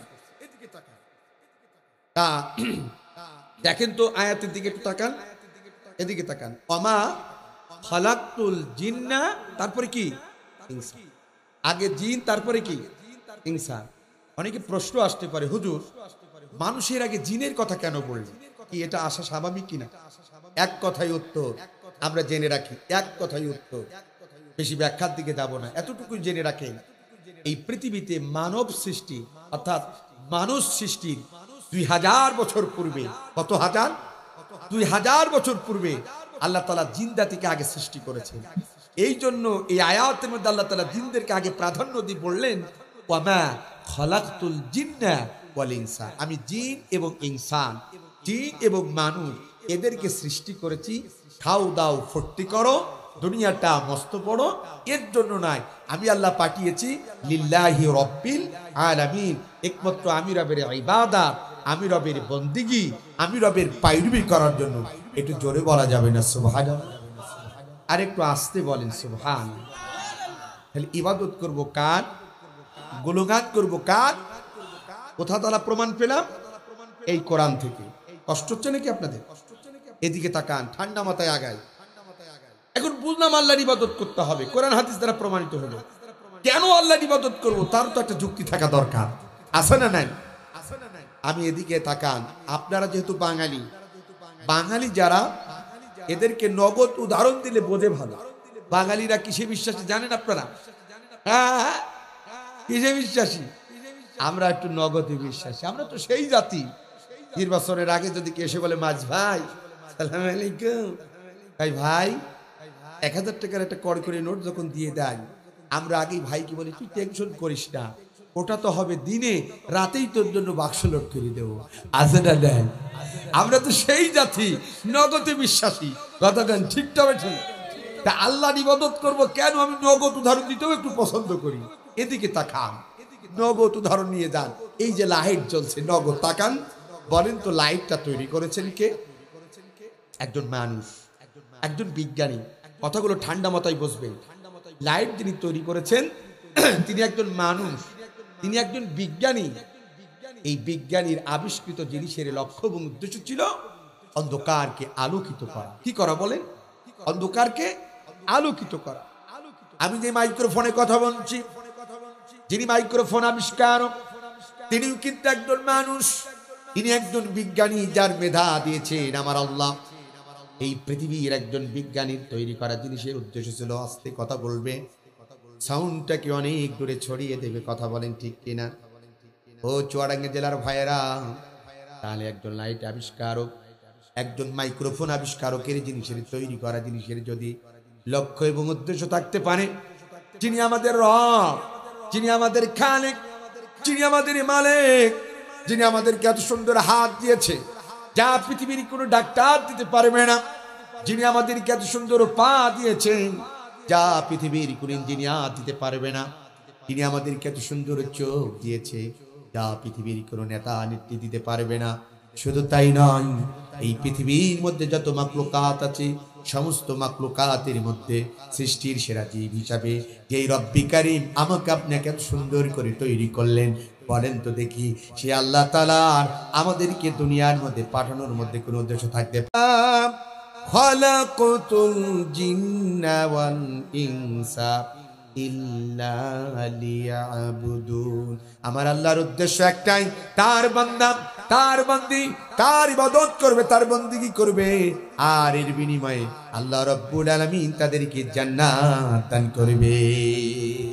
জোরে বলেন না কেন সুবহানাল্লাহ? তাহলে ইবাদত করতে হবে কার? গুণগান করতে হবে কার? আপনারা কি বুঝেছেন তো? আল্লাহ। এখন বুঝলাম আল্লাহর ইবাদত করতে হবে, সে আল্লাহর ইবাদত গুলোকে এখন চিনা দরকার। চিনা দরকার আছে না নাই? আমরা এদিকে তাকান, আমরা তো এখন বর্তমান ইবাদত মনে করি যেগুলোকে, যেমন এই কথা বলো নাই ছেলে, আমরা তো এখন ইবাদত মনে করি সুদ খাওয়া, এটা তো আমাদের চুয়াডাঙ্গা জেলা একটা ইবাদত। সুদ খাওয়া এটা ইবাদত না? কেন খাই কারা? ও সুন্দরবনের রয়্যাল বেঙ্গল টাইগারে মনে হয় খায়, আমাদের চুয়াডাঙ্গা জেলার লোক ফেরেস্তা, ইনারা খায় না, আছে না? হ্যাঁ, সুদ এটা হালাল না হারাম? একটু বলেন না কেন, এটা হালাল না হারাম? ঠিক আছে, সুদ এটা হালাল না হারাম? তা আমাদের দেশে সুদ খায়, এটা মানুষই খায় না কুকুরে খায়? কথা বল। কিন্তু কিছুক্ষণ আগে তো আপনারা দলিল দিলেন আল্লাহ মানুষকে পাঠিয়েছে তার ইবাদত করার জন্য। ও মুসলমান, সুদ এটা তো হালাল নাই, এটা তো হারাম কাজ। সুদ এটা তো মুসলমানদের জন্য খাওয়া জায়েজ নয়, কিন্তু সেই সুদ আজ বাংলাদেশের প্রতিটা ঘরে ঘরে আজ ঢুকে গেছে। কথা কন ঠিক না বেঠিক? অথচ নবীজি বলছেন, যে আলেম ওলামা আছে, নবীজি বলছেন যে ব্যক্তি সুদ খেলো সে যেন তার নিজের মায়ের সাথে জিনা করার মতন গুনায় লিপ্ত হলো। নাউজুবিল্লাহ বলবেন না? যে 1 টাকা সুদ খেলো, 1 টাকার পরিমাণ যে সুদ খেলো যেন 70 বার, 1 টাকার সুদ খাওয়ার কারণে 70 বার যেন তার মায়ের সাথে জিনা করার মতন গুনাহ তার আমুল্লামায় লিখে। অথচ সেই সুদ আমরা আনন্দ করে খাচ্ছি, ঈদের উৎসব পালন করার মতন খাচ্ছি। বাজারে চার দোকান দিতে হবে, পাশের লোকের আসে 14 ইঞ্চি, আমার চার দোকান উদ্বোধন করার জন্য টাকা নাই। বোর্ডারের বলছে, শোন, আশাই নাম লিখাবি, দিশাই নাম লিখাবি, কোনটা দেবে না? যেটা দেয় সেটাই যাবি, সেতুতে যাবি, আত্মবিশ্বাসে যাবি, শিশু নীলায় যাবি, নাই বিরাকে যাবি, দেবে না কোনটা? পাশের দোকানদারের কত ইঞ্চি? 14 ইঞ্চি, আর ও কিনবে কত ইঞ্চি? 24 ইঞ্চি। ও মুসলমান, সুদের টাকা দিয়ে 24 ইঞ্চি কালার টেলিভিশন কিনে পাশের দোকানদারের ডাউন খাওয়ানোর জন্য 4 দোকান দিচ্ছে, হারাম উপার্জন, হারাম করে সুদের টাকা দিয়ে। ওই দোকানের মধ্যে সেদিন থেকে তাআলা রাহমাত আর বরকত উঠে গেছে। কথা বলেন ঠিক কি? কথা বলেন ঠিক কিনা? কিন্তু আমরা এটা বুঝি না, আছে না? না। আবার দেখবেন সুদখোর যারা, তাদের মশানি আলাদা, দামি ঘড়ি, চোখে সানগ্লাস, সুন্দর গাড়ি, পারফিউম ছাড়া চলে না। রাস্তাতে হেঁটে গেলে নবাব চলি বললাম, বাজারে কি বলে, বড় মাছটা আমারে দাও। তাদের ঠেলাই নদীর মাছ কেনার জন্য আগেই বলে শিং মাছ দাও, কই মাছ দাও। এরপরে বড় বড় ভালো ভালো ফল ফ্রুট আসলে আগে আগে কিনে ব্যাগ লোড করে নিয়ে চলে আসে। আছে না? নাই? ও চুয়াডাঙ্গা জেলার ভাড়া যারা এই বাংলাদেশের এই পৃথিবীর মানচিত্রে যারা সুদ খায়, ওই সুদের টাকা দিয়ে যারা গরুর গোস্ত, খাসির গোস্ত, দামি দামি ফল ফ্রুট কিনে খায়, আমি আব্দুল কাদের জিহাদি বলতে চাই, তার থেকে শুকরের গোস্ত খাওয়া তাদের জন্য অনেক ভালো। কথা বলে ঠিক যাবে? ঠিক। খালি সুদ এটা ইবাদত, কিন্তু আমাদের দেশে প্রতিযোগিতা চলছে, কে কত টাকা ফার্স্ট খাওয়ার ধান্দায়। আছে না? আমি আগে শুনেছিলাম আমাদের জীবননগরে 1200, কিছুদিন আগে কি বলছে ভাই এখন 1500 চলে, 500 চলে। আবার দেখা যাচ্ছে চাষার মুখে দাড়ি, আজান হইলে কেউ ঠেকাতে পারে না, মসজিদের সামনের কাতারে যায়। আছে না? নাই? মরে দেখ ওর মতন নামাজি কালো উল্টো করে। আছে না? নাই? খালি সুদ এটা ইবাদত নাই, খাওয়া যাবে না, ঠিক না বেটি? এবার বলেন, মাদক সেবন করে এটা হালাল না হারাম? আমাদের বাংলাদেশের যুবকেরা খুব ফেরেস্তা, আমাদের যে বর্ডার সাইডের লোক ও ফ্যান্সি ডিলিকে মুখ দেয় না, ঠিক না বেটি? হ্যাঁ হ্যাঁ, ওটা চুয়াডাঙ্গা ছেলেপিলে খায় না, সব খায় জীবননগর আর দামুড় হুদার লোক, ঠিক না বেটি? আছে না? নাই? আহ যুবক, তোমাদের দুটি পায়ে হাত থেকে পড়ে গেলাম। যুবক, তোমাদের সুন্দর জীবনটাকে তোমরা নষ্ট করে ফেলছো। মাদকে কোনো সুফল নেই, সব কুফল। দেখেন একটা মাদক সেবনকারী, আগে তার চেহারার দিকে তাকান, সুন্দর নূর চমকাতো। যেদিন থেকে বোতলে মুখ দিয়েছে, যেদিন থেকে কলকে মুখ দিয়েছে, যেদিন থেকে ইয়াবাই মুখ দিয়েছে, যেদিন থেকে ফেন্সিডিলে মুখ দিয়েছে, চেহারার নূর কমে গেছে। এর কয়েকদিন পরে দেখা যায় হাতে বল কম পায়, চোখে কম দেখে, দাঁতগুলো পড়ে যায়, চুলগুলো পড়ে যায়, চেহারাটা একেবারে পুতুলের মতন হয়ে যায়, কার্টুনের মতন হাঁটাচলা করে। আছে না? নাই? এবং দেখবেন মাদক সেবনকারী, তার যদি সুন্দরী বউ থাকে, পাশের বাড়ি মন্টুমে হাত ধরে নিয়ে যায়, তাও ঠেকাতে পারে না। কথা কন না? আছে না? নাই? কষ্ট হয়। খালি মাদক সেবন করা হালাল না হারাম? কিন্তু আজকে আজান দিয়ে খাচ্ছে আমাদের যুবক। ওই যে প্রতিবেশী রাষ্ট্র ভারত, আমাদের ওরা কিন্তু বন্ধু নাই। আমি ভারতে অনেক মাহফিল করি, ভারতের অনেক প্রদেশে যাই।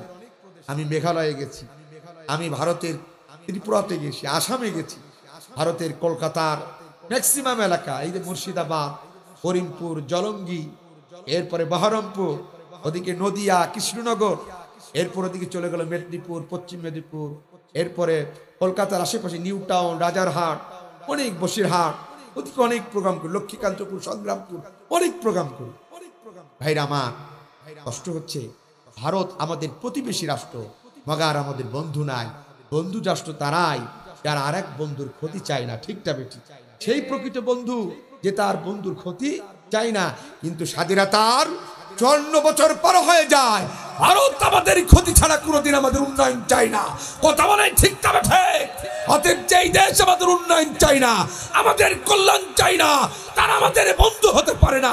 বন্ধু হবে তারাই যারা অবৈধ ইনকাম করতে পারে, তাদের মাথার উপরে কাঁঠাল ভেঙে খেতে পারে। কথা বলে ঠিকটা বেঠে? কষ্ট হয়, রাগ করেছেন। বন্ধু রাষ্ট্রের প্রতি তাদের মায়া আছে, তারা ঠিকই বন্ধুর জায়গা দিয়েছে, ঠিক না বেঠি? কোরআনের পাখির কথাটা যেন আজ বারবার মনে পড়ে যায়। তিনি বলতেন, বেশি বাড়াবাড়ি করো না, এমন একটা নাড়া দেব দিল্লি গিয়ে মামু বাড়ি করবা। পৃথিবীর কোন রাষ্ট্র জায়গা হয় নাই, রাষ্ট্র কোথায় হয়েছে?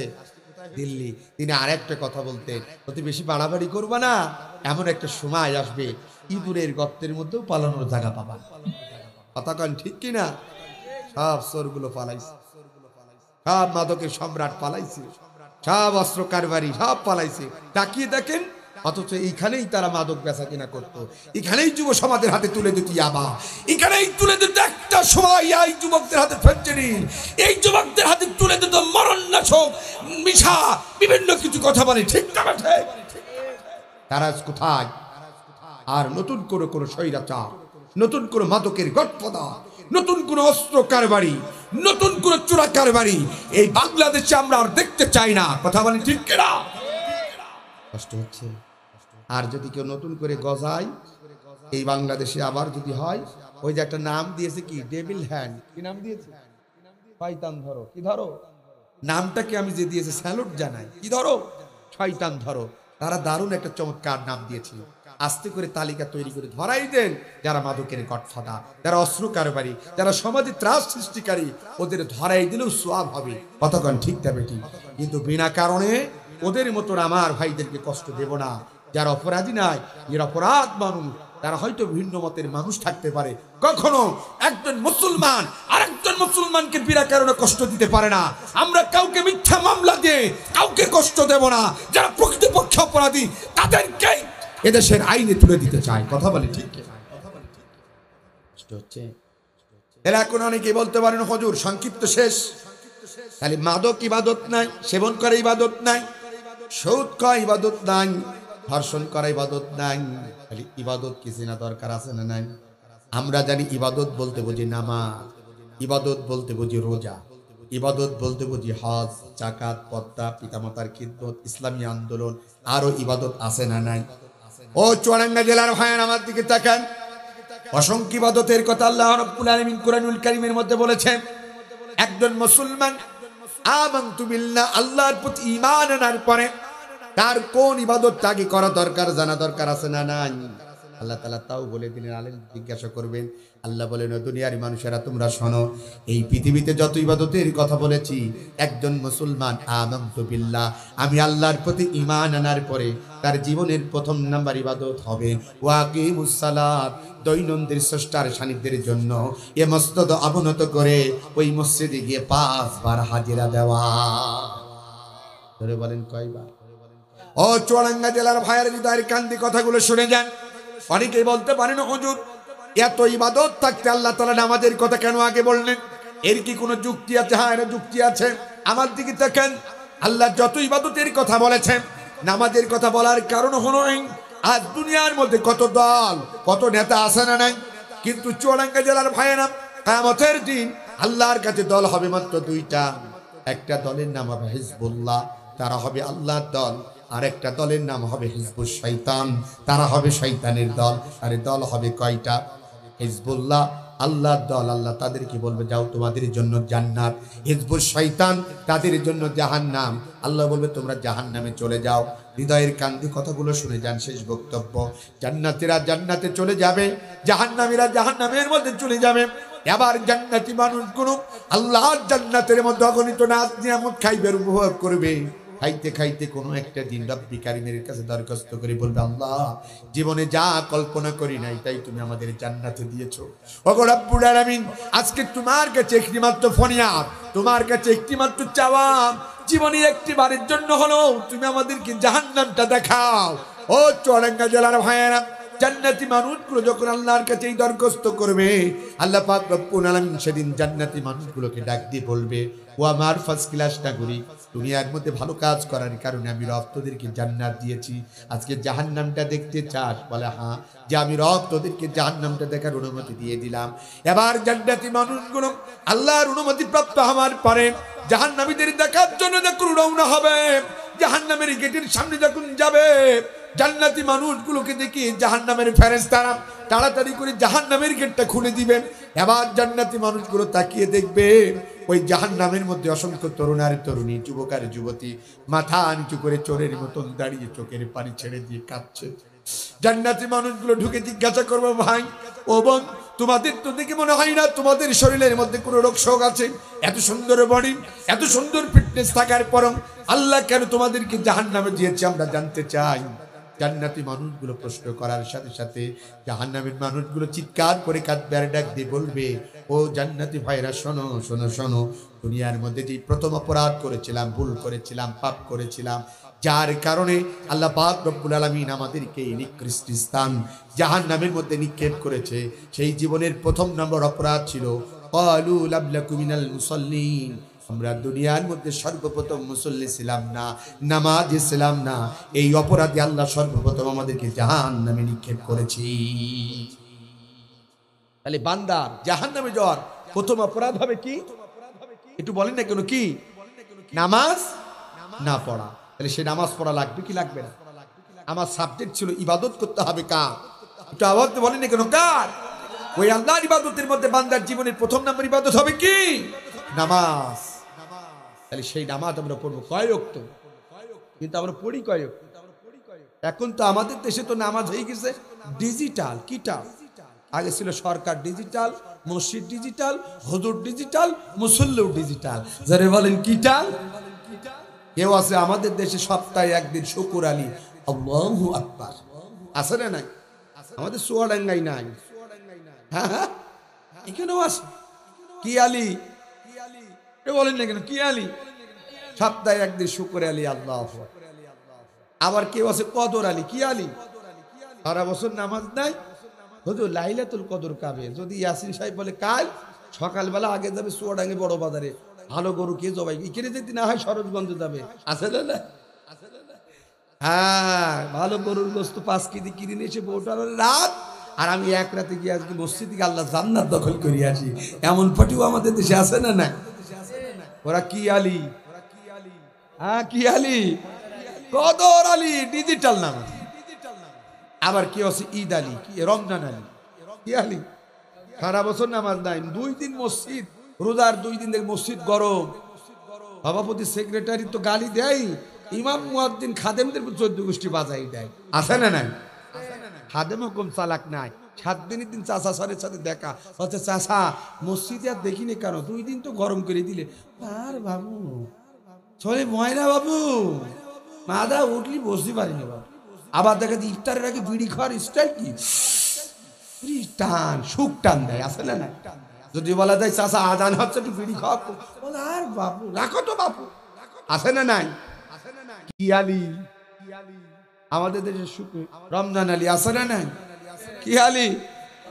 ডিজিটাল নামাজে রমজান আলী, প্রথম 2 সপ্তাহ মসজিদ গরম, আবার 27 রাত্রে আছে না? আবার কেউ আছে ঈদ আলী। কি আলী? সারা বছর নামাজ নাই। যদি এই যে আপনাদের বঙ্গসপাড়া কেন্দ্রিক ঈদগাহ ময়দানে 9 ঘটিকার সময় ঈদের নামাজ উদযাপন হবে ঘোষণা হয়, কিছু নবাবজাদা আছে বাজার থেকে টুপি আর ভালো পাঞ্জাবি, সামনের কাতার বোলা, কোনোদিন নামাজ পড়ে ঈদের দিন যে হাজির, আর ঘড়ি দেখে মৌলবী যদি 9টা 2 মিনিট বক্তব্য বেশি দেয়, পেছন দিক থেকে সিগন্যাল দেয়, হাজার টাইম হয়ে গেছে, আছে না? এরা কি আলী? ডিজিটাল নামাজ ঈদ আলী। আমাদের চুয়াডাঙ্গাই আছে না নাই? আবার কেউ আছে এদিকে তাকান, সিজন আলী। কি আলী? সিজন আলী, ডিজিটাল নামাজ। এই যে এখন দেখবেন কিছু নেতা, হাইব্রিড নেতার আবির্ভাব হবে। এখন তো পৌরসভা ফাঁকা, ইউনিয়ন পরিষদ ফাঁকা, উপজেলা ফাঁকা, জেলা পরিষদ ফাঁকা, এমপি পদ ফাঁকা। দেখবেন কিছু মানুষের সিজন আসলে, মানে ভোট আসার আগেই হুজুরদের থেকে বড় টুপি 1 মাস আগে থেকে আর পাঞ্জাবি পরে খালি মোড়ে মোড়ে সালাম আলাইকুম, মানে সালামটাও শুদ্ধ করে দেয় না, আসলে নাই, খালি হাত দাঁড়ায় সালাম আলাইকুম। তার মানে তাড়াতাড়ি এই চেয়ারে আমার বসাও, একটু খাওয়ার ধান্দা ছিল, তাড়াতাড়ি ওই জায়গায় দাও, আছে না? এরা কি আলী কথা খাই না, কি আলী? আজ এই সিজন আলীরা হুজুরদেরকে ধর্ম ব্যবসায়িক বলে গালি দিচ্ছে, আছে না নাই? শুনে যান চুয়াডাঙ্গা জেলার ভাইয়েরা, এই জাতির শ্রেষ্ঠ সন্তানেরা ধর্ম ব্যবসায়িক নাই। আমি মনে করি ধর্ম ব্যবসায়িক তারাই যারা নির্বাচনের আগে মাথায় টুপি পরে, মাথায় পট্টি দেয়, গায়ে পাঞ্জাবি পরে, ভোট শেষে টুপিও থাকে না, পট্টিও থাকে না, তসবিও থাকে না, পাঞ্জাবিও থাকে না। ওরা হলো বাংলাদেশের মধ্যে সব থেকে বড় ধর্ম ব্যবসায়ী। কথা কান ঠিক কিনা? যারা ধর্মের লেবাসকে ব্যবহার করে জনগণের ম্যান্ডেট নেয়, আর ম্যান্ডেট দিয়ে সে চলে, টুপি থাকে না, তসবি থাকে না, পট্টি থাকে না, ওরা হলো বাংলাদেশের মধ্যে সব থেকে বড় ধর্ম ব্যবসায়ী। কথা বলে ঠিক না বেঠে? আগামী দিনে এই ধর্ম ব্যবসায়িকদেরকে চিহ্নিত করা দরকার, ঠিক না বেঠে? রাগ করলেন? আলী কি আলী? ডিজিটাল নামাজি পেলাম শুকুর আলী, কদর আলী, রমজান আলী, ঈদ আলী, সিজেন আলী। আবার আমাদের দেশে আর একটা গ্রুপ আছে, ওরা বলে নামাজ কালাম লাগবে, আসলে না? আমি তো কুষ্টিয়ায় থাকি, ওই ইয়াসিনও জানতো, এক কুষ্টিয়ার ভেড়া মারায় 14টা বাবার দরবার। কয়টা? 14টা বাবা। নাম কি তা? ঘোড়া শাহ বাবা। কি বাবা? ঘোড়া শাহ বাবা, গোলাপ শাহ বাবা, সুলাইমান বাবা, আগলা বাবা, গাজা বাবা। গাজা খাতি বেরিয়ে গিয়েছে, নাম দিছে গাজা বাবা। কত একটু মিলাই নেন। আমাদের দেশে মুসলমানদের খাইছে বাবাই, আর হিন্দুদের খাইছে মাই। হিন্দুদের দেখে মা লক্ষ্মী, মা সরস্বতী, মা কালী, মা, তারপরে মানে ওদের মা যে কত আছে আল্লাহ জানে। মা লক্ষ্মী, মা কালী, মা সরস্বতী, মা দুর্গা, কি আছে না নাই? শুধু ওদের ধর্মে মা আর মা। আর মুসলমানদের দেখে গাজা বাবা, আগলা বাবা, সুলাইমান বাবা, আরো বাবা, বাবা যে কত আল্লাহ। আছে না?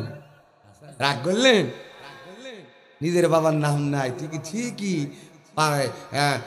14ই ফাল্গুন, বাবার তারিখ ঠিক মনে আছে। মানে দরবারে ঘন ঘন কলকি খাইতো তো, ও তারিখ ভুল হবে না, ঠিক না বেঠিক? এক ওয়াক্ত নামাজ নাই, আবার ফতুয়া দেয় নামাজ পড়ে কি হবে? জিকির করো, জিকির করলে কলব পরিষ্কার হবে, আর আল্লাহ এমনি জান্নাত দেবে, আছে না নাই? আমি জিকির বিরোধী নাই, আমি নিজেও জিকির করি, কিন্তু জিকির তো একটা সিস্টেম আছে। এখন যেসব জিকির বের হয়েছে, শয়তানও দাঁত কেলায় হাসে, বলে আমি তো কি শয়তান, এই দাড়ি আর টুপিওয়ালা আমার থেকে বেশি শয়তান। জিকিরের স্টাইল কি? কেউ বলছে বসেন বসেন, বৈশা যান, শাহালি বাবা, আছে না না? আবার জিকির করছে, কেউ বাং টাং টাং গাছ তাও নাতে, কেউ বাং টাং টাং দাও তাও নাই, মাওলা তোমার নীলা খেলা, মাওলা তোমার নীলা খেলা, কেউ বোঝে নাই, আছে না নাই? আজকে আসতে গিয়ে ঢাকায় ফেরি পারাপার হচ্ছি, দেখি 3 দিন ব্যাপী নাম দিলাম না, বাসকে বাস যাচ্ছে, নারী আর পুরুষ, আর মাজা তুলাই আর বলে আসেন। কষ্ট হয় ও ভাই, রাগ করলেন? আরে আল্লাহ ডাকারও তো একটা সিস্টেম আছে, ভদ্রতা আছে, জিকির আছে না নাই? ও মুসলমান, আল্লাহকে যদি পাইতে চাও, এই হুকুর হুকুর করে কিয়ামত পর্যন্ত ডাকলে আল্লাহকে পাওয়া যাবে না। আল্লাহকে যদি পাইতে চাও, তোমাকে সহি শুদ্ধ করে উচ্চারণ করতে হবে, সুবহানাল্লাহ, আলহামদুলিল্লাহ, লা ইলাহা ইল্লাল্লাহ, আল্লাহু আকবার। জোরে বলেন ঠিক কি না? আছে না নাই? কষ্ট পাচ্ছেন? দেখবেন এই ভণ্ডগুলো এক এক তো নামাজ পড়ে না, গায়ের গন্ধে ঘুম আসে না, নাম রেখেছে আতর আলী। কি আলী? আতর আলী। গায়ের গন্ধে ঘুম আসে না, নাম রেখেছে কি আলী? আতর আলী। এক তো নামাজ নাই, রোজা নাই, হজ নাই, পাক পবিত্র বালাই নাই, ওপর নিচ তালবসা মধ্যা কতদিন যে পরিষ্কার করেন আল্লাহ জানে। তাও নাম কি? আল্লাহর ওলি। ওদের বিরুদ্ধে কথা বলা যাবে না, সর্বনাশ। কথা বললে তোমার দরবার, তোমার আমল সব বরবাদ হয়ে যাবে, আছে না নাই? ওই যান শরৎগঞ্জের ওইদিকে একটা আছে বিশ্ব মানব ধর্ম কেন্দ্র, লেখা আছে, দেখবেন। মনে করেন হুজুর খোঁজ রাখে না, আমাদের দেশেও আছে, জীবননগরে যান, রাকাল শাহর মাজার। কি নাম? রাকাল শাহ। বাবার দরবারে, আরে আল্লাহর অলির দরবারে কোনোদিন বেকার নারী নিয়ে এসে নাচানাচি করা যায়? আল্লাহর অলির দরবারে কোনো জোয়ার মঞ্চ বসে? আল্লাহর অলির দরবারে কোনোদিন খারাপ কাজ হতে পারে? কিন্তু বাংলাদেশে যত মাজার আছে ম্যাক্সিমাম মাজারগুলো শিরকার বেদাতে ভরা। কথা বলে ঠিক না বেঠে? রসুলের থেকে কি বড় বড় আল্লাহর ওলি হয়ে গেছে? অথচ রসুলের দরবারে এই হুকুর হুকুর করার সুযোগ আছে? কতক্ষণ তার মাজারের মাটি মাটি পেটে ডলার কোনো অপশন আছে? সেখানে কি এরকম নমো করার সুযোগ আছে? এতে রসুলের থেকে বড় পীর আমাদের দেশে বানায়, রসুলের থেকে বড় আল্লাহর ওলি বানায়, আছে না নাই? আবার গান, আমি যে ইয়েতে গেলাম চাঁদপুরে একটা মাহফিল, ওখানে একটা দরবার আছে, নাম হলো ন্যাংটা বাবা। কি বাবা রাগ করছেন? এগুলো জেনে রাখা দরকার। আমি দেখলাম মাহফিলে যখন এসেছি, আমি একটু আগাগোড়ায় একটু এইসব দেখার প্রতি একটু উদ্বুদ্ধ, একটু কেমন কেমন লাগে। ইয়াসিন জানি, চিন্তা নেই, চল যাবো মাহফিল পরে, আগে দরবার না দিকে যাবো। দরবারে যাওয়ার সাথে সাথে দেখি নেম প্লেটে লেখা আছে পবিত্রতা বজায় রাখুন, জুতা খুলে প্রবেশ করুন। আমি চিন্তা করলাম, আমার পায়ে তখন ছিল অ্যাপেক্সের জুতা, আমি খুলে দেখি এই জায়গায় খুলতে করে এক বুড়ো শগুন গাঁজাকে করে বসে আছে। আমি চিন্তা করলাম জুতো খুলে যদি ভিতরে দেয়, ও তো 100% চুরি করে গাঁজা খাবে, আর আমার এই যে দামি জুতো, ও 7 দিন গাঁজার টাকা হয়ে যাবে। এই সুযোগ দেওয়া যাবে? তারপর সঙ্গী বললাম, এই তুই দাঁড়া, আমি ভিতরে ঘুরিয়ে আসি। বাবা ভিতরে দেওয়ার সাথে সাথে দেখি পীরের দুই দিকে দেখি ছেলে আর মেয়ে, যুবক আর যুবতী বসা, সুন্দরী সুন্দরী মেয়ে নি বসা, ওরা হারমোনিয়ার তবলা দিয়ে গান বাজাচ্ছে। আমার দেখার সাথে সাথে গানের সুর সেন্স। গান কি? ন্যাংটা বাহ বাহ বাহ বাহ রে, ন্যাংটা দেখলে আমার আল্লাহ দেখা যায়। নাউজুবিল্লাহ বলবেন না? ন্যাংটা বাহাবারে দরবারে কেউ ফেরে না খালি হাতে, ন্যাংটা দেখলে আল্লাহ দেখা যায়। নাউজুবিল্লাহ বলবেন না? ওই জিনিস দেখলে যদি আল্লাহ দেখা যায়, তাহলে ইমান থাকে? কতক্ষণ থাকে? আমি মনে করি ন্যাংটা বাবা অন্তত ম্যাশিংটা থাকা থাকবে, দেখি সেটাও আগে। বলেন এরা কোনদিন আল্লাহর ওলি হতে পারে? আমাদের দেশের মানুষেরা সেই অলির দরবারে বাবা মরে গেলে কোনোদিন হুজুরদের নিচে একটু দোয়া করে না। আর ঠিকই মনে রাখে 15ই ফাল্গুন, 18ই চৈত্র, 21শে মাঘ বাবার দরবারে ছাগল দেয়, গরু দেয়। আপনারা খোঁজ রাখেন, আপনার ওই ছাগল আর গরু বাবা বেছে, আর ওই টাকা নিয়ে দুবাই নিয়ে নারী নিয়ে ফুর্তি করে। তাদের সন্তানরা ঢাকায় বাড়ি আর গাড়ি বানায়। কথা বলেন ঠিক কিনা? আজ এই দরবারগুলোকে ভেঙে দেওয়া দরকার। পৃথিবীতে এই যে কয়েকদিন আগে সবে বরাত, এটা আমরা জানি, নিসফে বিন শাবান গেল না কয়েকদিন আগে? আল্লাহ পাক 2 শ্রেণীর ব্যক্তিদের তাদের দোয়া কবুল করে না। তাদের মধ্যে 1 নাম্বার যারা শিরিক করে। তারা কি করে? আজ এই দরবারগুলোতে শিরিকে ভরপুর। কতক্ষণ ঠিক যাবে? ঠিক এই দরবারে ঠিক যাবে ঠিক? ও মুসলমান, কি হবে ইবাদত করে, কি হবে দান সাদাকা করে, যদি ওই বাবার দরবারে কি পড়ে থাকো আর মান্যত করো, ওই মান্যতের 1 টাকা তোমার কাপ, তার থেকে মসজিদে একটা টাইস কিনে দাও, একটা এতিম ছাত্রের মাথায় একটা টুপি কিনে দাও, একটা এতিম ছাত্রকে 2 বেলা একটু খাবার খাও, তার ক্লাসের বইগুলো কিনে দাও, তার একটা জুব্বা কিনে দাও, তাকে বাড়িতে নিয়ে এসে তার মনের কথাগুলো শোনো, কষ্টের কথাগুলো শোনার পরে তার কিছু একটা করে দাও, তার থেকে বেশি সওয়াব হবে। আমাদের মতন হুজুরদের খাওয়ালে সওয়াব হবে কিনা জানি না, এতটুকু বলতে পারি, যারা এতিম অসহায় এদেরকে যদি জান সাদাকা করা যায়, এদেরকে খেদমত করে, আল্লাহ সওয়াব দেবে কি দেবে? রাজি আছেন তো ইনশাআল্লাহ? এই ভণ্ডর দরবারে যাবেন না। এই ভণ্ডগুলো এই চুয়াডাঙ্গায় একটা আছে ভণ্ড, গোলাপফুল মার্কায় ভোটে দাঁড়ায়, জানেন আপনারা? হ্যাঁ, কি নাম? যুবরাজ নাম কি? আবার ওদের পীরের দেখবেন মুখে দাড়িও নাই। এই যে জাকের পার্টির পীর সাহেব, চুয়াডাঙ্গা আলমডাঙ্গা এখন ভরে গেছে জাকের পার্টির পীর। আমি নাম জানি। এদের আবার খাদেম আছে, গরু কালেকশন করা, ছাগল কালেকশন করা, চাউল কালেকশন করা, বাস নিয়ে যাবে কিনা, ওর ওখানে আবার নাম আছে, তাদের সাথে আবার যোগাযোগ আছে। এবার ছাগল কয়টা, যদি গতবার দিতে 5টা, এবার যদি 1টা হয়, মুরিদানদের আর তার আবার নেতৃত্ব থাকে না, আছে না? রাগ করলেন? পীরদেরকে দিলে ভালো, আর না দিলে বড্ড হয়ে যায়। দেখবেন যে এই বছর মুসাফা করবেন, মালপানি থাকবে, বলবে এই জায়গায় আসো, মালপানি ছাড়া আছে না? নাই রাগ করেছেন? আমি এগুলো বলতাম না। আমাদের বাংলাদেশ আজ হক ভালো ইবাদত থেকে মানুষগুলোকে ডাইভার্ট করার জন্য, মানুষদেরকে দূরে ছড়ানোর জন্য আমাদের মতো লেবাসধারীদেরকে অনেকেই কাজে লাগাচ্ছে ইসলামের মধ্যে বিভাজন সৃষ্টি করার জন্য, ইসলামের মধ্যে বিভাজন তৈরি করার জন্য। কথা কন ঠিক কিনা? অতএব সতর্ক থাকতে হবে। রাজি আছেন ইনশাআল্লাহ? আল্লাহ কবুল করুক বলেন আমি। পরিশেষে বিদায় লগ্নে আবারও বলতে চাই, এখনই আখেরি মোনাজাত হবে। মোনাজাত না করে চলে যাবেন না। কারা কারা একটু হাত তোলেন তো দেখি। এখনই মোনাজাত হবে। কারা কারা থাকবেন? হাত উঁচু করেন, উঁচু করেন। আমার হাতে এটার নাম কি? কোরআনকে নিয়ে সাক্ষী দিলেন তো, এবার হাত নামান। সর্বশেষ এখনই মোনাজাত করব। তার আগে বলতে চাই, এই যে বঙ্গসপাড়া, এদিকে তাকান প্লিজ। বঙ্গসপাড়া স্বপ্নপুর স্পোর্টিং ক্লাবের উদ্যোগে যারা মাহফিল দিচ্ছে, এটা একটু আর্থিক সংকটে আছে। শোনেন, আমি আজকে বাংলাদেশে যত জায়গায় মাহফিল গেছি, এই যুবকদের রুচিটা থেকে আমি মুগ্ধ যে আমার চুয়াডাঙ্গার ছেলেরা এত স্মার্ট, এত সুন্দর। দেখেন মঞ্চের দিকে তাকান, স্টেজের দিকে তাকান, কি সুন্দর নৈপুণ, কি সুন্দর রুচিসম্মত একটি মঞ্চ তৈরি করেছে। আলহামদুলিল্লাহ বলবেন না? ওয়ারশে আজিমের মালিক আল্লাহ। যেই যুবকেরা হৃদয়ের আবেগ অনুভূতি দিয়ে কোরআনের মঞ্চ থেকে সর্বোচ্চ সুন্দর করে জাতির কাছে উপস্থাপনা করতে পারে, তুমি তাদের হৃদয়টাকে পরিষ্কার করে দিয়ে